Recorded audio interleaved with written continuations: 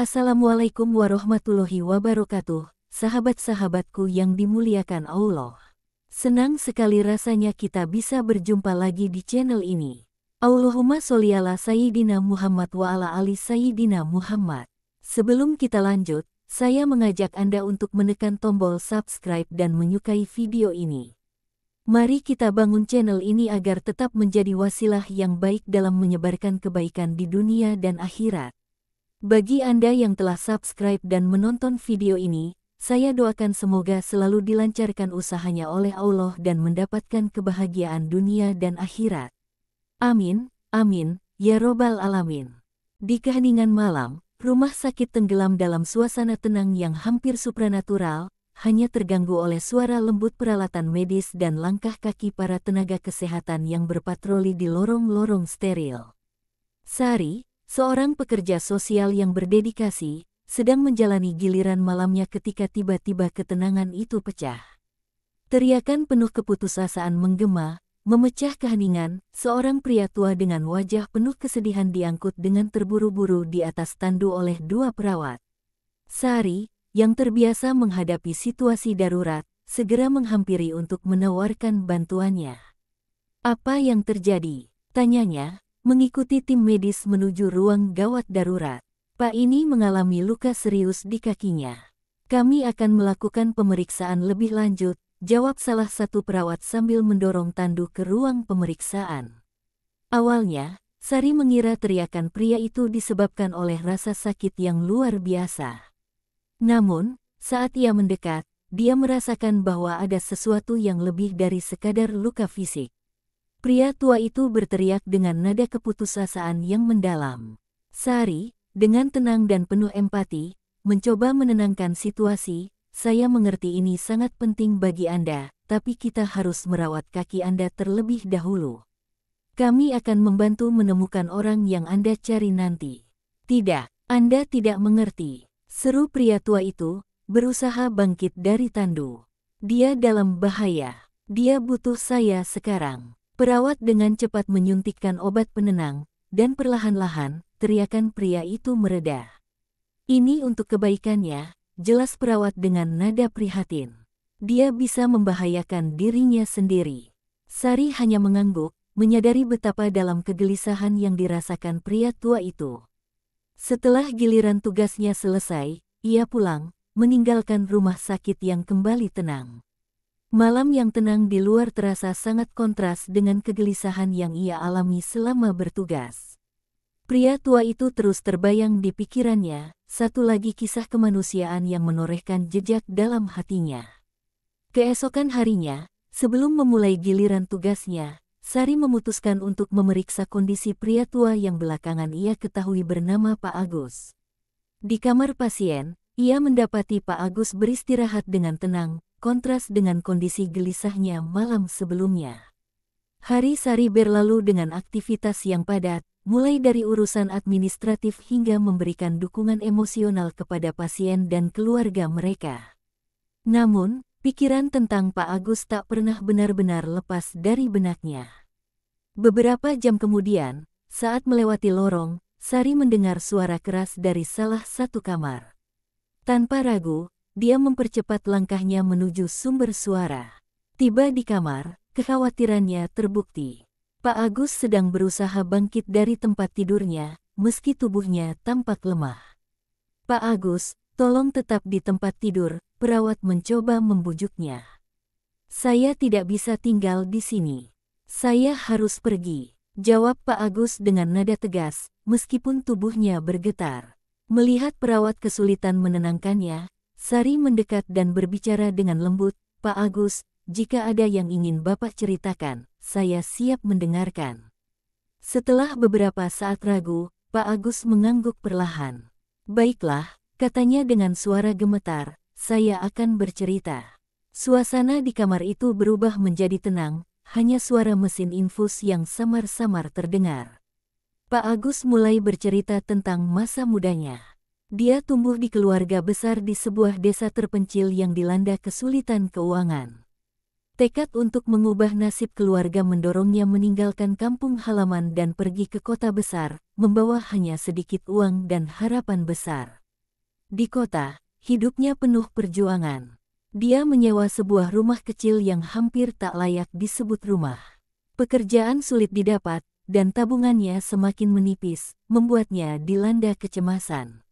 Sampai suatu hari, sebuah kesempatan muncul saat dia melihat iklan di sebuah toko roti. Sebuah keluarga kaya mencari tukang kebun dengan pengetahuan tentang tanaman. Pak Agus merasa ini adalah kesempatan untuk memulai hidup baru. Dia pergi ke rumah yang tertera di iklan, tempat tinggal seorang pria paruh baya bernama Bapak Jaya, yang tampak serius dan memiliki wibawa. "Saya ingin melamar pekerjaan sebagai tukang kebun," kata Pak Agus dengan penuh harap, menyembunyikan kegugupannya. Bapak Jaya mengamatinya sejenak, sebelum akhirnya berkata, "Baiklah, Anda bisa mulai hari ini." Hari itu, Pak Agus bekerja dengan tekun, merawat setiap tanaman dan semak dengan penuh dedikasi, seperti seorang yang sangat menghormati alam. Di penghujung hari, Bapak Jaya memeriksa taman dan puas dengan perubahan yang dibuat oleh Pak Agus. Karena hasil kerja yang memuaskan, Bapak Jaya memutuskan untuk mempekerjakannya secara tetap. Sejak saat itu, Pak Agus sering datang ke rumah Bapak Jaya untuk bekerja di taman. Di rumah itu, Pak Agus tak bisa menghindari perhatiannya terhadap Ratna, putri Bapak Jaya. Ratna adalah sosok yang anggun dan cantik, selalu berpakaian dengan keindahan yang memukau. Meskipun Pak Agus tahu bahwa status sosial mereka sangat berbeda dan kecil kemungkinan Ratna tertarik padanya, perasaan yang tumbuh di hatinya tak bisa ia hindari. Setiap kali melihat Ratna tersenyum, hatinya berdebar kencang. Walau sesekali Ratna tersenyum padanya, Pak Agus sadar bahwa tempatnya bukan di samping Ratna, melainkan di kebun, merawat bunga-bunga. Cinta yang tak terbalas ini membawa kepedihan dalam hatinya, namun ia menyimpannya dalam diam, melarikan diri ke dalam pekerjaannya di taman. Suatu hari, ketenangan di rumah Bapak Jaya tiba-tiba pecah oleh suara perdebatan sengit yang menggema dari dalam rumah. Penasaran, Pak Agus bersembunyi di balik pohon besar untuk mengintip melalui jendela. Dari posisinya, ia bisa melihat jelas Ratna yang menangis terseduh-seduh sementara Bapak Jaya berbicara dengan nada marah dan penuh kekecewaan. "Aku tidak mengerti bagaimana ini bisa terjadi." Bapak Jaya berteriak dengan keras. "Kamu telah mempermalukan keluarga ini." Ratna, dengan air mata mengalir di pipinya, mencoba membela diri, "Ayah, ini bukan sesuatu yang bisa aku kendalikan. Aku mencintainya, dan aku tak bisa meninggalkannya." Pak Agus mendengarkan dengan hati yang berat ketika Bapak Jaya, dalam kemarahannya, mengambil sejumlah uang dari laci dan menyerahkannya kepada Ratna. "Ini untuk menyelesaikan masalah ini. Uruslah, tapi jangan bawa malu ini ke keluarga kita." Dengan suara bergetar, namun penuh tekad, Ratna menjawab, "Anak ini tidak bersalah. Saya akan melahirkan bayi ini, terlepas ayah setuju atau tidak." Perdebatan memuncak hingga akhirnya Bapak Jaya memberi ultimatum kepada Ratna, "Lakukan seperti yang aku katakan, atau tinggalkan rumah ini." Ratna, meski penuh keraguan, memutuskan untuk tetap teguh dengan keputusannya. Dengan air mata yang tak berhenti mengalir, ia mengemasi barang-barangnya dan meninggalkan rumah, siap menghadapi dunia luar demi bayinya. Setelah kejadian itu, Pak Agus melanjutkan pekerjaannya di taman, meskipun pikirannya terus terbayang-bayang nasib Ratna. Ketika matahari mulai tenggelam, ia melihat Ratna duduk sendirian di bangku taman, dengan wajah pucat dan mata bengkak akibat menangis. Di pangkuannya, ada sebuah tas kecil berisi barang-barangnya. Pak Agus merasa tergerak melihat Ratna dalam keadaan seperti itu. Dengan hati-hati, ia mendekatinya dan bertanya, "Apakah Anda baik-baik saja, Nona Ratna?" Ratna, terkejut dengan kehadiran Pak Agus, menatapnya dengan mata penuh air mata. "Saya tidak tahu harus kemana," jawabnya dengan suara pelan. "Ayah mengusir saya, dan saya tidak tahu apa yang harus saya lakukan." Pak Agus, yang merasa iba, menawarkan bantuannya. "Jika Anda tidak keberatan, saya bisa membantu menemukan tempat tinggal sementara. Saya punya teman yang mungkin bisa membantu." Dengan senyuman lemah, Ratna mengangguk. Terima kasih, Pak Agus. Saya sangat menghargainya. Berkat bantuan Pak Agus, Ratna menemukan apartemen kecil di lingkungan yang sederhana. Pak Agus sering mengunjunginya, membawa makanan dan kebutuhan sehari-hari. Seiring waktu, hubungan mereka semakin dekat. Meski Pak Agus sadar cintanya tak terbalas, ia merasa bahagia bisa berada di sisi Ratna dan melindunginya dengan cara apapun yang ia bisa. Awalnya, Ratna masih bisa bertahan dengan uang yang diberikan oleh ayahnya, namun lambat laun, uang itu mulai habis.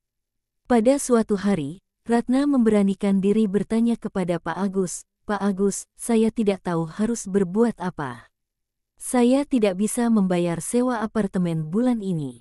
Bolehkah saya tinggal denganmu?" Pak Agus, yang merasa iba sekaligus senang karena bisa lebih dekat dengannya, dengan segera menjawab, "Tentu saja, Ratna. Kamu bisa tinggal bersamaku. Saya akan senang membantu kamu dan bayimu." Ratna pun pindah ke rumah kecil Pak Agus. Meskipun Pak Agus memiliki perasaan yang lebih dalam terhadap Ratna, ia menyimpannya dalam diam, memilih untuk menjaga hubungan mereka sebagai teman baik.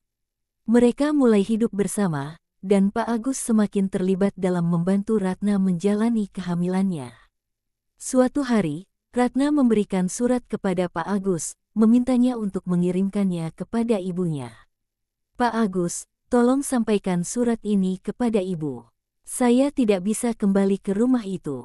Setelah bekerja di Taman Bapak Jaya, Pak Agus pergi ke rumah Putri, ibu Ratna, dan menyerahkan surat itu. Ekspresi Putri berubah cemas saat membaca isi surat tersebut. Ia meminta Pak Agus menunggu sebentar, kemudian kembali dengan membawa sebuah kalung berharga. "Pak Agus, tolong berikan ini kepada Ratna. Mungkin ini bisa membantunya," kata Putri dengan suara lembut, penuh pengertian.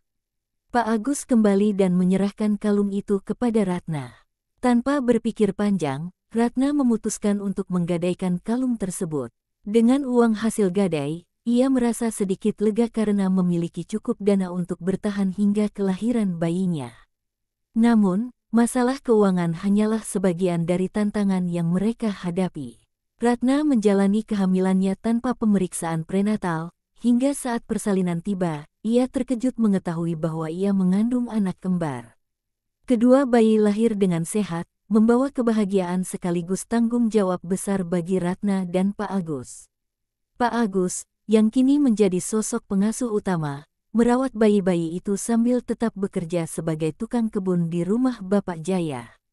Meski hubungan antara keluarga Bapak Jaya dan Ratna semakin merenggang, Pak Agus terus bekerja dengan penuh dedikasi. Setiap harinya, ia membagi waktu antara pekerjaan di taman dan merawat keluarga kecil mereka di rumah. Suatu hari, saat Pak Agus sedang merapikan taman, Putri datang menghampirinya dengan wajah penuh kecemasan. "Pak Agus, kamu harus pergi sekarang," bisiknya dengan suara tergesa-gesa. "Bapak Jaya sudah tahu kamu membantu Ratna. Dia marah besar dan ingin membalas." Pak Agus terkejut dan langsung bergegas pulang untuk memberi tahu Ratna. Ratna mendengarkan dengan hati yang hancur, diliputi ketakutan akan masa depan. Mereka kini harus menghadapi kenyataan bahwa Pak Agus akan kehilangan pekerjaannya, satu-satunya sumber pendapatan utama mereka. Setelah kehilangan pekerjaannya, Pak Agus mencari pekerjaan lain, namun penghasilannya jauh lebih kecil dari sebelumnya. Melihat situasi yang semakin mendesak, Ratna memutuskan untuk ikut membantu mencari nafkah. Ia mendapatkan pekerjaan sebagai pembantu rumah tangga di sebuah rumah besar. Pekerjaannya berat, namun itu satu-satunya cara agar mereka bisa bertahan. Walaupun keuangan mereka semakin sulit, kasih sayang di antara mereka tak pernah pudar. Pak Agus dan Ratna saling mendukung, menjalani hidup bersama dengan keteguhan hati, meski cinta Pak Agus kepada Ratna masih tetap tersembunyi. 4 tahun berlalu, mereka menghadapi berbagai tantangan, namun membentuk keluarga yang penuh kasih bersama anak kembar mereka, Andri dan Andi. Pak Agus memperlakukan mereka seperti anaknya sendiri, mencurahkan seluruh waktunya untuk merawat keluarga tersebut. Namun, kesulitan keuangan terus menghantui, membuat mereka sering tidur dalam keadaan lapar. Suatu sore yang sangat sulit, Andi mengalami gangguan kesehatan serius. Dalam kepanikan, mereka membawanya ke rumah sakit, di mana ia didiagnosis menderita malnutrisi dan harus dirawat. Dokter memperingatkan mereka tentang kondisi kesehatan anak-anak yang buruk. Melihat putranya terbaring lemah di rumah sakit, Ratna merasa patah hati. Dengan suara lirih, ia bertanya pada Pak Agus, apa yang harus kita lakukan sekarang? Bagaimana kita akan merawat anak-anak? Pak Agus, dengan tekad yang kuat, mencari pekerjaan lain, meskipun gajinya jauh lebih rendah. Sementara itu, Ratna tetap bekerja sebagai pembantu rumah tangga, walau pekerjaannya sangat berat. Mereka berjuang bersama, berharap suatu hari keadaan akan membaik. Namun, suatu hari ketika Pak Agus pulang dari bekerja, ia menemukan pemandangan yang membuat hatinya tenggelam. Ratna berdiri di samping Andri dan Andi dengan tas-tas yang sudah dikemas. "Ratna, apa yang terjadi?" tanyanya dengan suara gemetar. Ratna, dengan mata penuh air mata, menjawab dengan pelan, "Pak Agus, aku harus pergi. Kita tidak bisa terus seperti ini. Kita harus mencari cara lain untuk bertahan." Dengan berat hati, Pak Agus menerima keputusan Ratna. Mereka berpelukan untuk terakhir kalinya, dan Pak Agus berjanji bahwa ia akan selalu ada jika mereka membutuhkannya. Meskipun perpisahan itu menyakitkan, Pak Agus tahu bahwa ini adalah keputusan terbaik untuk Ratna dan anak-anak. Setelah Ratna dan anak-anak pergi, Pak Agus tetap tinggal di rumah kecilnya, merenungi kenangan indah yang pernah mereka bagi. Suatu hari, ketika berjalan di taman, Pak Agus melihat seorang wanita tua di kursi roda yang tampak familiar. Wanita itu memiliki kemiripan luar biasa dengan Ratna. Ternyata, wanita itu memang Ratna, yang kini menderita Alzheimer dan tinggal di panti jompo. Dengan hati yang penuh cinta dan harapan, Pak Agus memutuskan untuk pindah ke panti jompo tersebut agar bisa selalu berada di dekat Ratna, meskipun Ratna tak lagi mengenalinya. Hari-hari terakhir mereka dihabiskan bersama, dengan Pak Agus setia di sisinya, berharap suatu saat Ratna akan mengingatnya kembali. Meskipun hidup mereka penuh tantangan, cinta Pak Agus kepada Ratna tak pernah pudar, seperti bunga yang terus mekar di taman hatinya. Terima kasih sudah menonton. Jangan lupa untuk like, komen, dan subscribe untuk lebih banyak kisah lainnya. Sampai jumpa di video berikutnya. Demikian yang bisa saya bagikan, semoga bermanfaat untuk kita semua. Amin ya robbal alamin. Assalamualaikum warahmatullahi wabarakatuh.